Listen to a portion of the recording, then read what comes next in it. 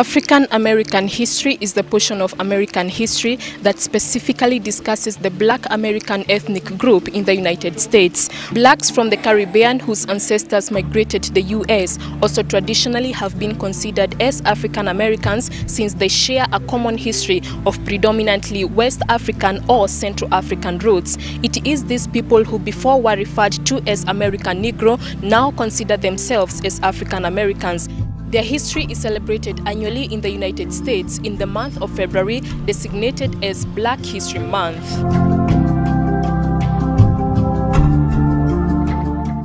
There has always been a debate among many sections of the society that emphasizing a whole month just on the contribution of African Americans promotes multiculturalism. However, looking at it from a different angle, I think celebrating Black History Month promotes unity. But 100 years later,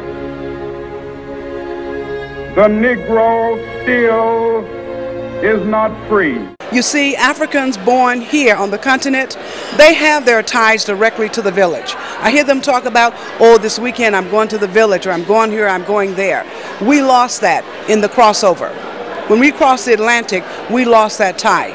Many of us don't really know where we're from. But we know that we are daughters of Africa and sons of Africa. We just don't know exactly where we're from. The fact that African Americans are still going through issues like racism and unfairness is because people don't realize that without their contribution, America would not and could not be the nation that it is today. Isn't President Barack Obama a classic example for this? American government has been very, very proactive in working in issues around unemployment, as well as working on issues of encouraging small business and entrepreneurship. In fact, we have a whole branch of the American government that's called the Small Business Association. And the Small Business Association all across America have offices whereby any person can walk in any day off the street and get counseling in business for free. That's what the American government does for its people, and I love it. This year's Black History Month theme is Black Women in American Culture and History. The theme is in honor of the efforts of women of African descent who have played numerous roles in helping to shape America. These women of resolute spirit have all enriched the nation through their leadership, patriotism, intellect, and artistic expression. It is in this respect that the United States International University brought together Kenya's high-achieving women who held a panel discussion under the sub-theme of celebrating the daughters of Africa. As they shared their experiences, they portrayed an image of the true daughters of Kenya. My grandparents did everything to make sure that in spite of it, I was still going to go through the school system. Was one way in which I knew that when I can and when I will be enabled, I must make it easier for the other girls. So that probably explains the Zawadi Africa Education Fund, which when I joined as chairperson in 2006, we had 3 girls accessing girls from economic disadvantage, and I identified that, I recognized that. But girls who, if you gave a chance of education, would completely transform. Today we have 140 girls. I remember the Larry massacre. At that time, I was a social worker with the Nairobi Schools and was charged with the responsibility, among other people, of going to Larry and collecting children as young as 1 month old and 1 week old, who had been left by their fathers and mothers, who were taken away to detention camps.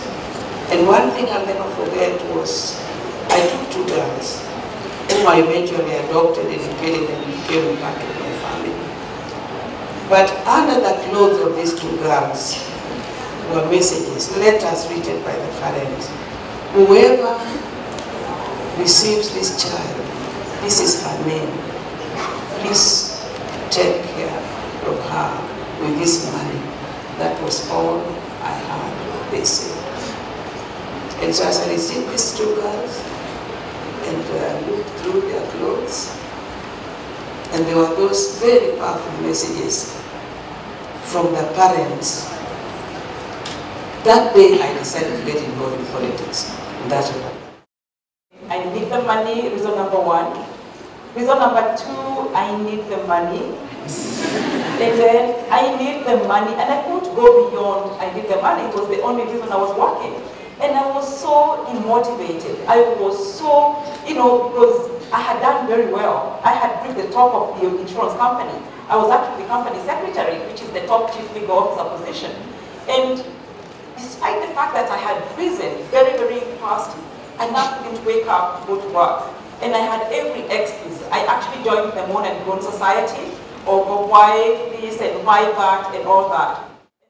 Supreme Court Judge Lady Justice Njoki Ndung'u, also a lawyer and women's rights activist, has made history in several fronts. She was instrumental in the inclusion of laws that address women's issues in the review of the country's constitution. She is well remembered by many for the Sexual Offences Act 2006 that checks against sexual harassment, and the Employment Act that takes into account provisions for maternity and paternity benefits that was later passed into law. Njoki Ndung'u is the only female judge in the Supreme Court beside the suspended Deputy Chief Justice Nancy Baraza. Like Eve, she gets blamed for giving Adam the apple, and nobody asks, well, why did Adam eat an apple? When a brain doesn't eat. So I think that's a big problem, but it's time for the men in this country to actually deal with it. It's not the women's problem.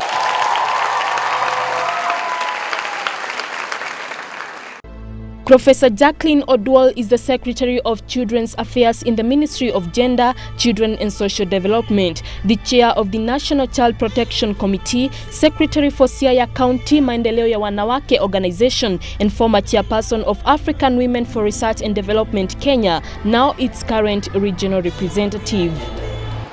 If you look at Psalms 34, teach me to number my days, that I may make a difference.